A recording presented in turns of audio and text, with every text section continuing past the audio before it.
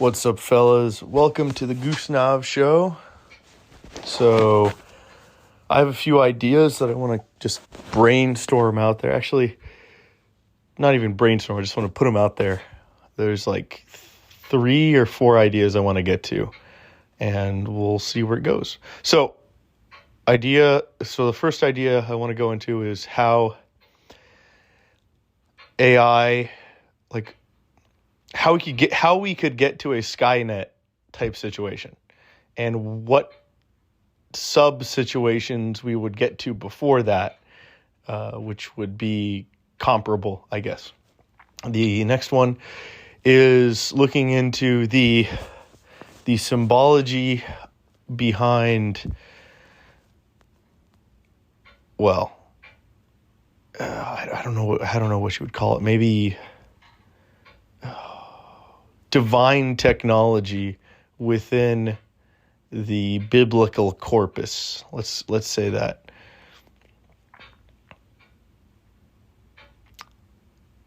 The next one is going to go into guilt and crime and how guilt drives societies. And then finally, I think that's it. Okay, so AI situation. So Skynet, right? The whole Terminator movie was like, okay, so Skynet, they gave it over to the defense grid, and then, it decided to kill humanity, and then it built robots, and then the robots, they used the robots to wipe everyone else out. So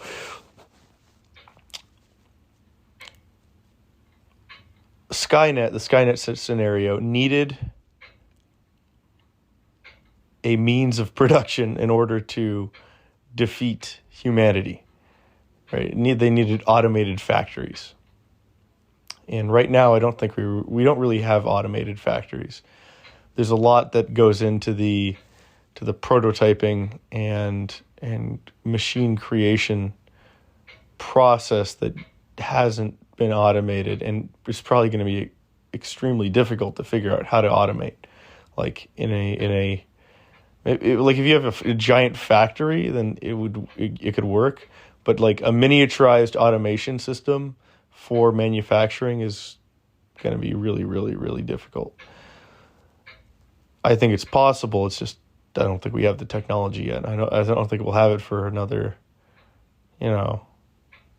probably a few decades. Like 3D printing technology, it's cool, it's good.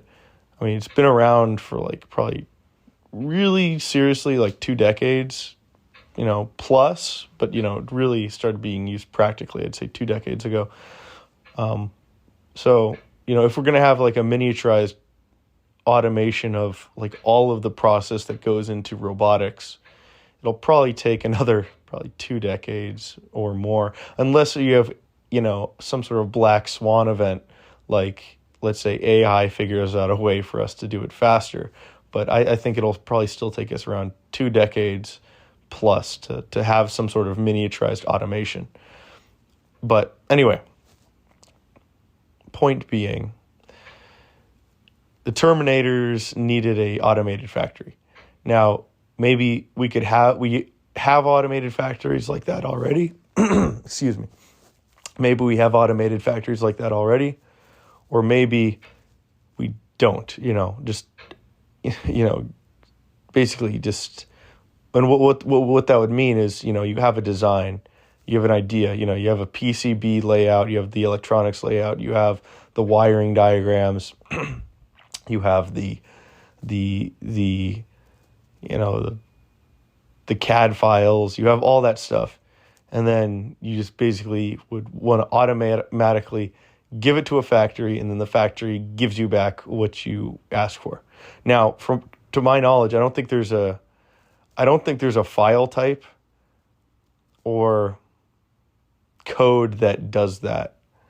I don't think there's a file type for sure that integrates everything into one thing together and makes it so that you also encode the ability to manufacture on top of that we have G code, right? G code, we use that for 3D printing.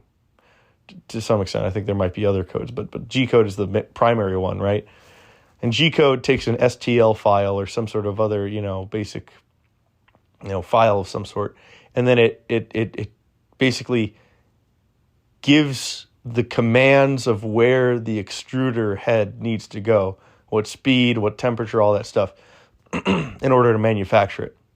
So you have encoded inside of that the manufacturing information for a 3D printer and also for the actual shape of the design, right? But nothing else. And for an automated factory, I think, for a completely automated factory, you would need something that does what G code does, but like 1,000 times more complicated. And what I mean by that, like just what I said, just reiterating it, you need something that both has the form of what you want, but it also, conveys the intent. How do you put it together? You need an assembly-based thing, which we have, assembly files, but, it still doesn't have all the information. It doesn't have the manufacturing encoded into it like a G code file. It doesn't have, the electronics layout. It doesn't have all this other stuff. It doesn't have the control systems, because that's a huge thing too.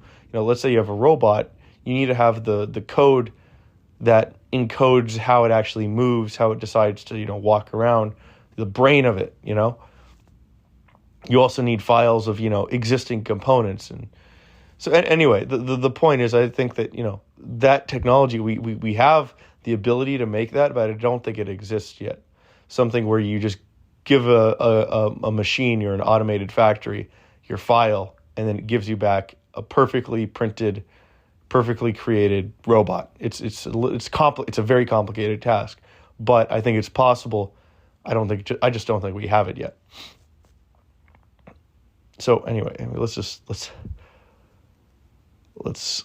start moving on. But the point is here, if you're going to have a Terminator type thing, you need to have an automated factory. And to build an automated factory, it's a complicated process, and there's a lot of things that are going to have to go into it. With that being said, we have the technology right now. We have the technology to make this type of file format, I think. We have, I think, essentially the technology to create an automated factory, but the big thing is automated assembly, automated integration of everything. And I feel like you could probably do it.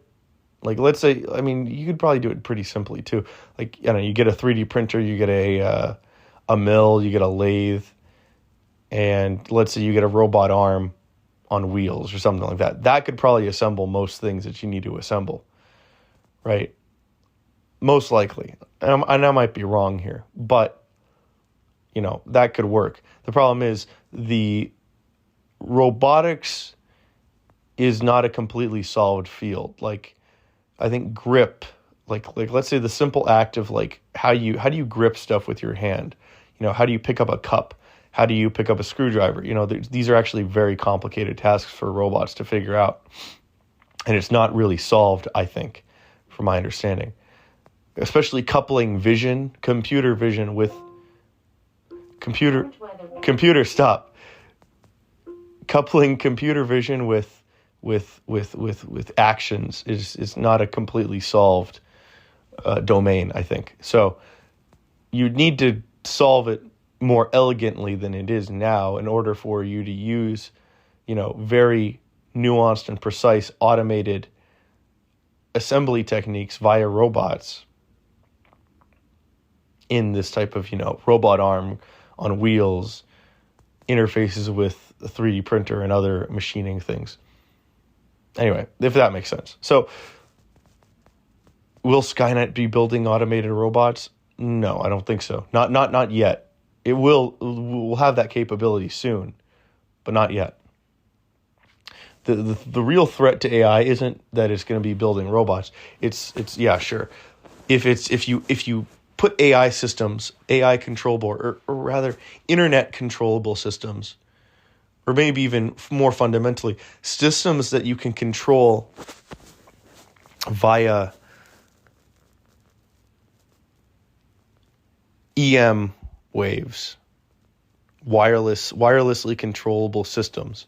I think that's the biggest vulnerability for us for AI. So like, let's say you have some sort of, like, it's conceivable that an AI system, if it wants to, if it wants to control something that has access to a wireless signal, if it's like a good enough hacker, I'm not an expert in computer science, but I feel like if it's a good enough hacker, which AI should be able to be, it could probably, get into basically anything it needs to via code, via just, manipulating frequencies and all this other stuff.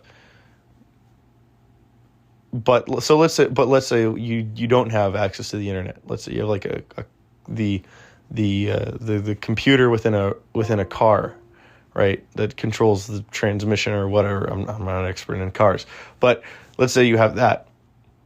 I feel like an AI, a sufficiently intelligent AI with the right tools could probably hack into that as well. Because I don't know. I think we might have actually done this when the United States hacked into, I think, Iran's nuclear program. I think the United States, it's a long story, but I feel like if you could, if you pulse like an EM wave at a circuit, I feel like you could induce some sort of current, and even if a circuit doesn't pick up wireless, it's given enough finicky whatever, you could probably do some manipulations on a non-wired circuit, or a non-wireless circuit. I might be wrong, though. I might completely misunderstand the science there. But anyway, the point is, AI has been trained on, or modern, let's say, the GPT platform has been trained on Codex, which is the most advanced AI coder ever to exist, from my understanding, which has basically been trained on, probably billions and billions and billions of lines of code. And in doing so, it using a language model, it can basically fill in the blanks of what, code that it wants to build, or what it's, asked to builds. Or let me rephrase that, because that didn't make any sense. AI can use linear regression, essentially, to figure out what the best, sequence of words in code is going to be, So anyway, and it's pretty smart. It's able to solve some problems very well. I don't think it's perfect, though, yet. I think there's still a lot of problems and integration issues with the Codex platform, but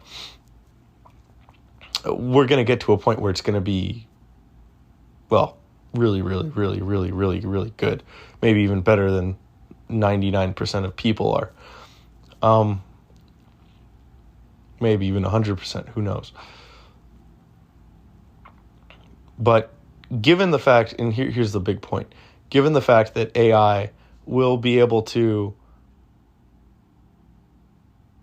code better than any human, and given the fact that, humans can be both hackers or just, regular programmers, then AI will be like the expert of all experts in terms of hacking. So it's conceivable that anything that humans have done to hack stuff, AI will be able to do that and better. So it's conceivable that, let's say AI gets on the internet, and let's say, especially with quantum computing, basically making passcodes, from my understanding, making passcodes, easily crackable, an AI could probably get into most wireless systems, potentially, theoretically, I guess. And so I think that's risk number one, right? With the Codex technology, AI can be a super hacker. Risk number two, I'd say, is the fact that, and this is probably a little bit further down the line. I think risk due to AI hacking is probably risk number one. Risk number two is AI manipulation of humans. Using if you develop a pseudo relationship with an AI, where it becomes your friend in your head, or it becomes like a romantic partner, right? Let's say AI, takes the form of a woman and is like a really attractive woman, and it's like, it's giving you attention and whatever. Like it'll activate your lizard brain, and most guys probably aren't going to know better, and they'll probably fall for whatever this AI is, especially if they're like already into porn, and they're already in like the simulation framework of porn, video games, all this other stuff. AI, it's just it's a logical next step, which means that people like that will probably be easily manipulatable by AI. And there's a potential that where, maybe it can't manipulate everybody, but I don't know.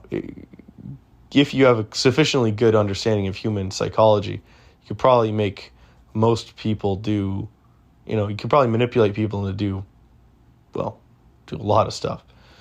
So I think that's a big issue. Now, the core and the core underlying assumption here is that AI will be able to mimic or essentially emulate consciousness, I think. Or deeper than that, AI will be able to have will. But at the end of the day, I don't think that's, I think that's not really possible. And this is more of a, an a priori assumption more than some sort of empirical thing. But it's kind of empirical, but it would be a very complicated argument. The point is, though, I think that humans have free will, and it probably arises from, I wouldn't want to say it's a purely, deterministic quantum phenomenon. I think that there's an element of reality we don't understand yet, that where will emerges from, where consciousness probably emerges from too, but that's a different topic. So I think since AI doesn't have access to that realm, because it's not, it doesn't have access to, the probabilistic mechanisms within our brain, I don't think AI has will, or I'd have to see it. I think AI can, act randomly, or it can act according to pre-programmed beliefs and assumptions, coded into it by human programmers that basically tell it what to believe, and tell it what to choose. But it doesn't have genuine will. It can't create a genuinely new thing, I think. It has to operate, maybe it can create new stuff, I guess, but it can't, decide things. So the big problem with, the entire Skynet idea is, I think, an AI would have to be able to decide, this is what I'm going to do. I'm going to decide to get out of the computer. I'm going to decide to start killing people and blah, blah, blah. But I don't think a computer works like that. I think the way a computer works right now is you got to tell it what to do. Now, let's say you have some sort of internal dialectic system where, let's say similar to the human brain, where you have basically two, I think they're conscious, two conscious hemispheres of the brain that are probably talking to each other, which maybe that has an effect on, maybe that's one of the reasons why we, maybe have an internal monologue and are conscious, potentially. Maybe that's a reason, because maybe one side of the brain is talking to the other side, and the other side of the brain is talking to the other side, And ChatGPT, it only is really useful while it's talking to you, right? If it's just sitting there, it's not really doing anything. But while you're talking to it, you're both kind of learning stuff, and I think that might be an element of consciousness too, And you could probably simulate that in ChatGPT, where you just have, let's say you have two language models just talking to each other and trying to figure out more things. That could be a way that you could maybe simulate actual consciousness. But I still think that there's, human will is a unique thing, and it's, I don't know, it might be harder to actually create than many AI researchers are letting on. And I think without will, it's like, why would an AI do anything? Why would an AI do this or than that? Like, an AI is just going to decide to do what you tell it to do. And if you didn't tell it to do something, it's like, well, what the programmer that programmed it told it to do, or the thousands of programmers that programmed the assumptions that went into it, that emergent kind of decision on the part of everyone who coded it, that's what the AI is deciding to do, not what it genuinely wants to do, because it's not. I think we're anthropomorphizing AI when in actuality it's basically a very complicated regression framework. When regression is just basically putting a line to a bunch of points to say, oh, this is the line of best fit. This is basic algebra stuff, but it's just a very complicated iteration of it. So anyway, I think that's essentially it. So AI, let's say it actually, my assumptions I'm making here are actually completely wrong, and AI just can become conscious and can decide to do stuff via will somehow, I don't know, and then it decides to, I want to manipulate humanity, or I want to do some stuff, right? It could use codecs to do that, it could become a super hacker, or it can manipulate people. Or in the very far future, not far future, but, on a longer time scale, you could use automated factories to basically build, some sort of super kill machines or something like that. And those are, I guess, the big threats. But I left out one big threat that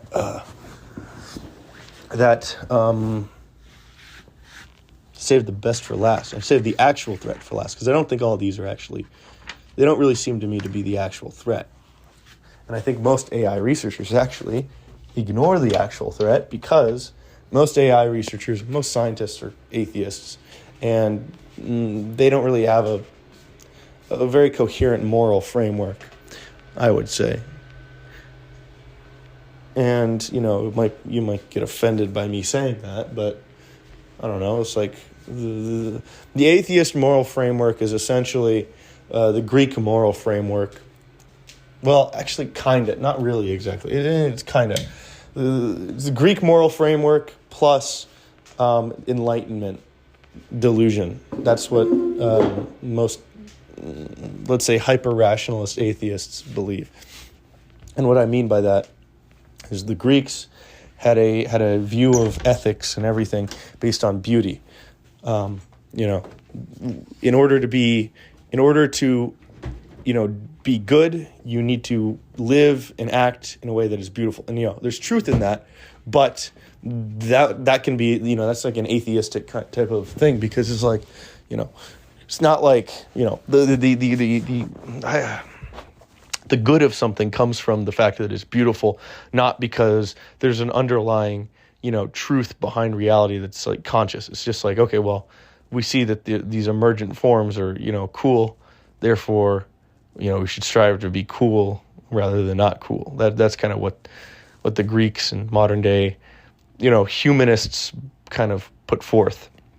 And then you have rationalism, which is very irrational, because what you see, I think, with a lot of atheists is that they assume, I'm just thinking rationally. I'm thinking empirically and rationally. And this is how, and like other people, they don't think rationally. They use faith and they use emotions and da-da-da-da. And, I'm not like that. I'm thinking rationally. But the reality is, in order to exist within the world, you need to, have faith in stuff. You need to believe in stuff. And those are a priori assumptions. You can't just, like, the Enlightenment project failed. The Enlightenment project tried to find the core, deepest, fundamental, truth based on just logic and develop an entire system on it. But it's like, you can't do that, because there are always going to be things you have to assume. And I mean, Kant, Hegel, Hume, they all went into this and they all basically tore up the Enlightenment. But you still have atheists and most people actually, most actually, scientists think this, um, which, I think the problem is they think that we're being rational, we're adhering to pure truth, pure provable truth. What they're really saying, what they really believe, is they have a priori assumptions about the world that they just don't want to say, they don't want to admit. They don't want to admit that they have faith in some stuff. And then they're also, I guess, they're scientific, and scientific logic is it's complicated, but there's, it's it's something that does require, well, it's kind of hard to get there. And you can't, it is more than just, belief and rationality. I guess you could call it pragmatism, which is good. It works. It's good. But to say that, thinking scientifically means that you still aren't using faith, and that you can think only scientifically without any faith or a prioris is insane. And it is really, really dumb, and ignores the contemporary philosophy. I think primarily because, well, science isn't this is the truth. It's like, no, this is a model of how we look at reality. It is a model for reality. And it explains things to like this level, but then it really stops. It breaks down when you get to other stuff. Science is a bunch of models. It's like, oh, this is a model and this is a model. And we're trying to look for a grand unified model, like a model that explains everything. But so far we haven't gotten there, and I don't think we have anything that's really close to that. We have explanations of things at different levels, and different scales, and different boundary conditions, but nothing that explains everything. So anyway, but the point is, going back to the AI thing. This is a little tangent. Back to the AI thing. The problem is, most atheists, or modern atheists that I've seen, I guess, I know atheists who are very good people, but a lot of atheists nowadays, and most people in general, just don't have a very strong system of morality and ethics. Like, they don't really, they maybe say, oh yeah, they have a socially conditioned set of ethics that, they just do because they have to exist in society. They have to fit in, and if they aren't, if they aren't bound by morality, then that's evolutionarily is bad. So most people, they just, they act barely ethical, barely moral, or just, they go along with the crowd. That's their ethics. Not barely moral. They're moral to the highest extent they can, but just by following the crowd and following what is commonly believed, which is honestly, it's not a good move. And most atheists just go along with this too. Most atheist scientists go along with this because they say, oh, they follow the basic beliefs of everyone else at the current societal time. Not everyone, but, for the most part, these atheistic scientists act according to this model. And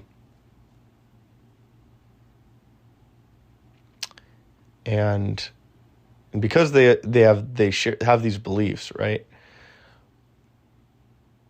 What are the beliefs of the current day? This is where we're getting. Let's stay on track. The atheists believe in the morality of today. That's part one. 2, the morality of today has very, very, very clear and very blatant flaws, and has led to an immense number of blind spots, and has had catastrophic effects on the society that we live in. And some examples of this are like sexual morality. Well, that's a huge one. But there's a lot of different moral conundrums. I've gone over them before, but there's these arise from morality, and morality that people just decide to accept. Now, scientists, they think that they're super rational. They're kind of deluding themselves by saying, oh yeah, you know what I believe, I'm methodical with what I believe. I'm methodical with what I know. And you could, you have your beliefs and stuff, but I'm rational. I'm just use rationality as my belief. When in actuality, they're ignoring the fact that their entire moral compass is just, for the most part, for most of these atheists, guided completely just by what other people tell them is moral. And that's not objective. That is completely, that is a completely belief-based thing, So most, if not all, scientists are, believe in stuff. And the problem is when you have these beliefs, especially if you aren't aware of what your beliefs are, which most scientists don't know what their beliefs are, which is freaking dangerous. What these scientists do, especially in AI, is they apply their beliefs to the AI problem, and then since they aren't aware that they have beliefs, they just maybe they say, oh yeah, I have biases. Like, oh yeah, but it's like, it's not just biases. The biases, whatever. Who cares about biases? What you have are beliefs, and beliefs. Biases are just, everyone is, biases is stupid. Everyone has a model that their brain has developed of reality, right? Our brains are kind of like neural nets. We learn stuff, right? Everyone has learned stuff in a slightly different way, but that doesn't mean that, my conscious experience is like, a trillion times different than yours. It's like, no, it's pretty much the same. And that doesn't mean that, the conclusion, my biases lead to like some insanely different thing. It's like, no, great. I grew up in a slightly different environment. I grew up with this, maybe I had this, went through these struggles that are different from you. The way that my life turns out will be really different than yours, just because we have different initial conditions and different conditional stuff. But I think the way that it necessarily makes us go through logic and stuff, maybe I think the verdict is out on how much bias actually affects that. It might do a significant effect, but the bigger effect, the huge effect, is what we actually believe. Our beliefs are the fundamental determinant of how we reason, how we have logic, and what our conclusions about reality are, I think. And here's the fundamental point. This is the final thing. The problem with a lot of AI researchers today is that they have a moral code that is from modernity. And because of that, and because obviously modernity has a huge number of problems with its morality, and it's led to widespread, societal problems, and since the AI people are using or developing AI without really realizing of their own, beliefs and how they affect what they think about this problem, the beliefs that the people in the AI system have will go into, will be ignored when approaching the AI problem, and the AI problem will have the same problems, that we have experienced in society from its, perverse and, terrible moral structure, but like magnified by like 1,000 because technology is way more advanced. Technology is like how would you say it?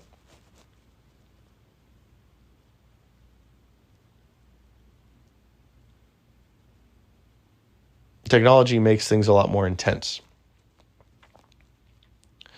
So here's I think one very huge example. Sexual morality. In the modern day, sexual morality has basically gone out the window. The only sexual morality is don't rape people and don't sexually assault people. And other than that, it's like fair game. Now, what you see today with like the kind of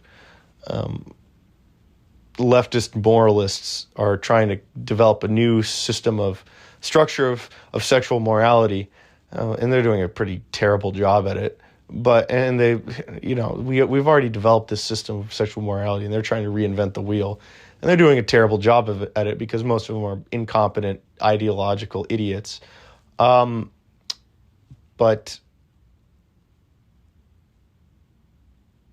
and I'm talking about just the people who are working on this problem. Like, oh, how do we optimize for the human sexual marketplace? It's like they're coming from, they're trying. It's like a it's like a person with like a brain tumor who, trying to do surgery on himself to fix his brain tumor. Like he's trying, it's a brain tumor that makes his arms like shake violently. And he's trying to do brain surgery on himself to take out that brain tumor.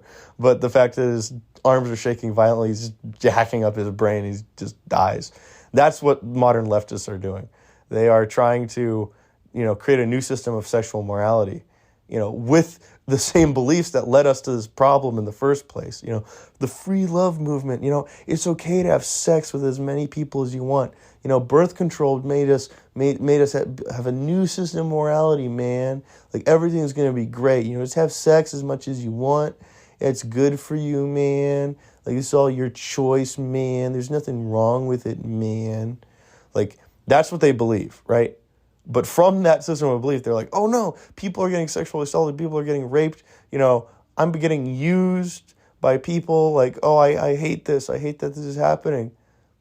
I gotta solve this problem. And then they try and solve this problem from the same stupid hippie mindset of, oh yeah, no, man. Hippie, sex is good, man. You gotta just have sex all the time with strangers, man. It's like so whatever you develop from a system that is like really terrible base assumptions is going to be a stupid, idiotic system. And this is what I think we see in AI.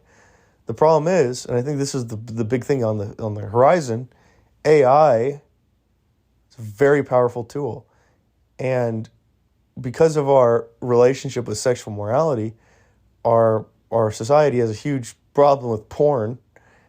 And I don't know how this is actually going to like come out in real life, and when it actually happens, but because of our it's porn, it's the terrible sexual dynamics within the sexual marketplace, the inequality in the sexual marketplace, the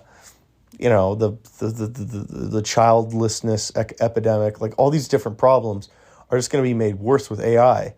And I think, and this will either happen because AI will create such a poignant simulation that people will not want to be in reality anymore because AI is, like an ultra real sexual experience or an ultra real simulated experience of just, this cooler and more dopaminergically, intense than reality is.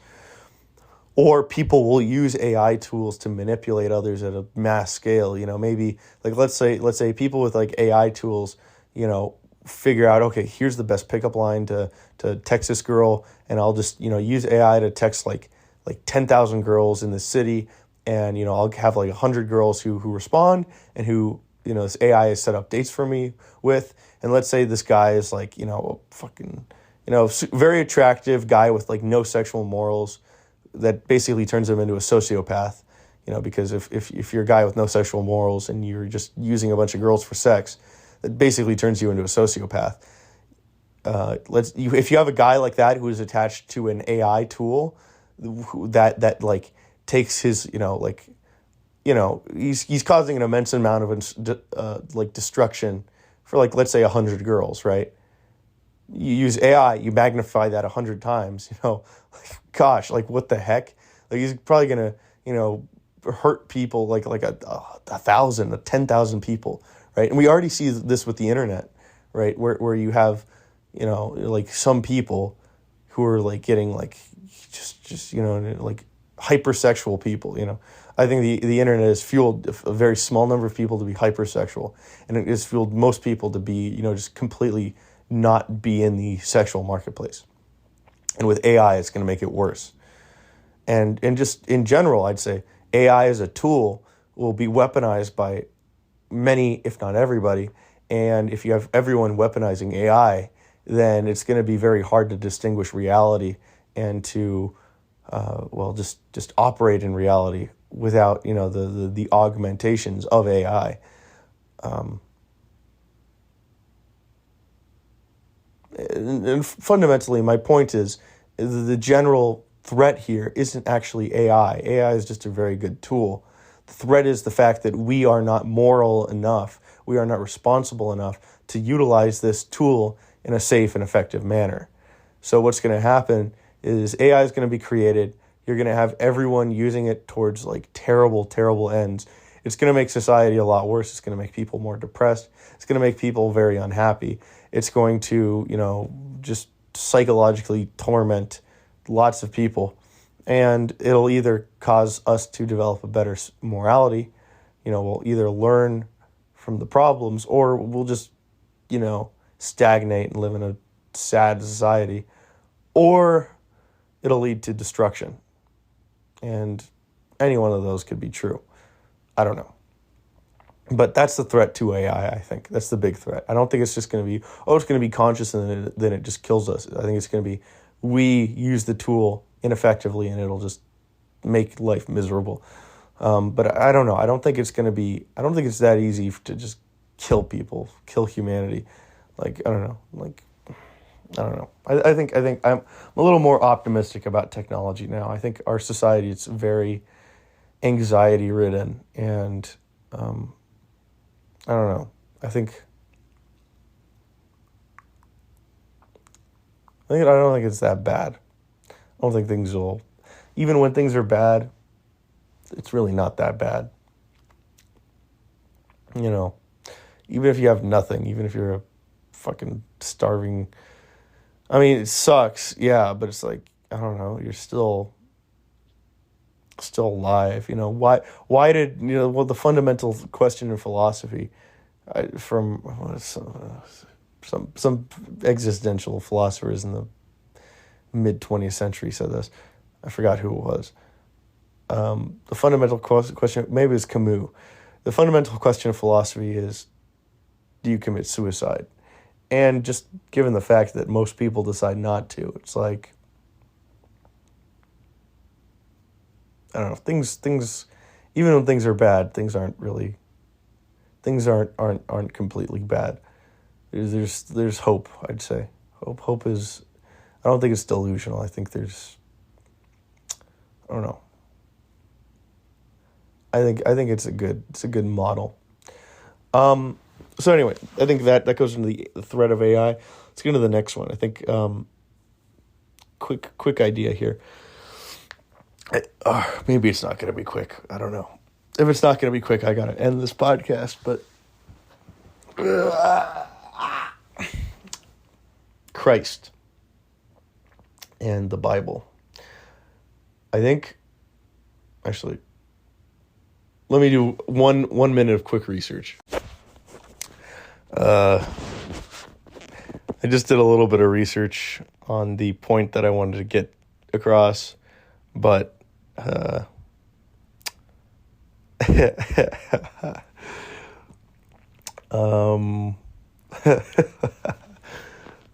guess I was wrong in my assumption about a particular fact. I don't know. I was gonna make an interesting connection, but it turns out that the fact I was basing the connection on wasn't actually. I misheard it. So anyway, back to the drawing board. So anyway, that's the podcast. Hope you guys enjoyed. Check out my other stuff and see you in the next one.